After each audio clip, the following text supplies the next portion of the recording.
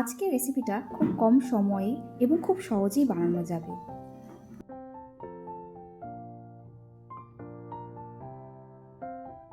Hello সবাইকে, যারা আমার চ্যানেলে নতুন তাদেরকে জানাই আমি অনন্যা, আর আমার চ্যানেল অবসরে অনন্যাতে সবাইকে স্বাগত।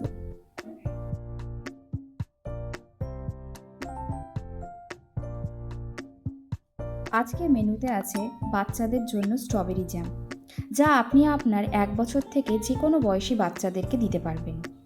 স্ট্রবেরিগুলো অনলাইনে কেনার ফলে খুব একটা ফ্রেশ ছিল না, যে 2-3টে ভালো ছিল তাড়াতাড়ি খেয়ে নিয়েছিলাম, আর বাকিগুলো যাতে নষ্ট না হয়ে যায় তার জন্য ভাবলাম জ্যাম বানানো যাক। যেমনি ভাবা অমনি কাজ।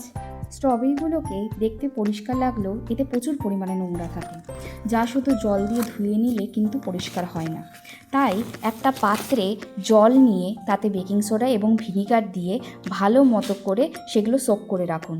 দেখবেন কিছু সময় পার করলেই নোংরাগুলো আপনি থেকে বেরিয়ে আসবে, আর আপনি আপনার পরিষ্কার স্ট্রবেরিগুলো পেয়ে যাবেন।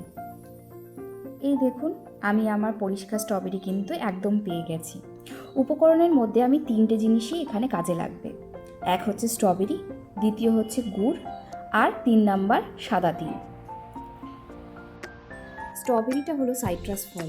এটা শীতকালে হয় এবং খেতে একটু কিন্তু সামান্য টকটক লাগে, কিন্তু দেখতে এত সুন্দর লাগে কি বলবো।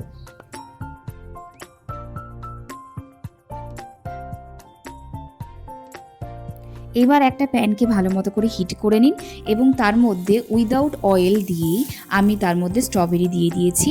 আপনি চাইলে স্ট্রবেরিগুলোকে কাট করে হোক, স্মুদি বানিয়ে হোক, সেভাবেও দিতে পারেন। স্ট্রবেরি খুব নরম হয়, সেজন্য কিছুক্ষণ বাদে কিন্তু একদম মিশে যাবে, সেজন্য আমি এখানে কোনো কাট করিনি। ওই খুন্তি দিয়ে একটু কাট করে দিয়েছিলাম অল্প স্বল্প করে। তারপরে দেখুন এটা ভালো মতো করে মিশে গেছে। এরপর যখনই ওটা মিশে যাবে বা লিকুইড ফর্মে চলে আসবে, দেখুন দেখতে পাচ্ছেন আমার কড়াইতে, দেখুন এরকম অবস্থায় আপনি গুড় অ্যাড করে দিন এবং কিছুক্ষণ গুড় দিয়ে একটু নাড়াচাড়া করার পরে আপনি এর মধ্যে কিন্তু সেসামে সিডস একটু অ্যাড করতে পারেন। আমি এখানে সেসামে সিডস মানে তিল অ্যাড করেছি, কারণ তিলে প্রচুর পরিমাণে ক্যালসিয়াম থাকে, সেই জন্য আমি অ্যাড করেছিলাম অল্প স্বল্প, আর খেতেও ভালো লাগে। এবার আপনি যেরকম জ্যামের কনসিস্টেন্সি চান সেই মতন আপনি জ্যামটাকে নামিয়ে নেবেন। রেডি হয়ে গেছে আমাদের স্ট্রবেরি জ্যাম। দেখুন আমার কনসিস্টেন্সিটা এরকম ছিল। শেষে আমি এইভাবে নামিয়ে দিয়েছিলাম। আপনি এটা চাইলে যেরকম খুশিভাবে আপনি ব্যবহার করতে পারেন। আমি যেমন আমার বাচ্চাকে টক দইয়ের সাথে দিয়েছি, ও টক দই খেতে ভালোবাসে।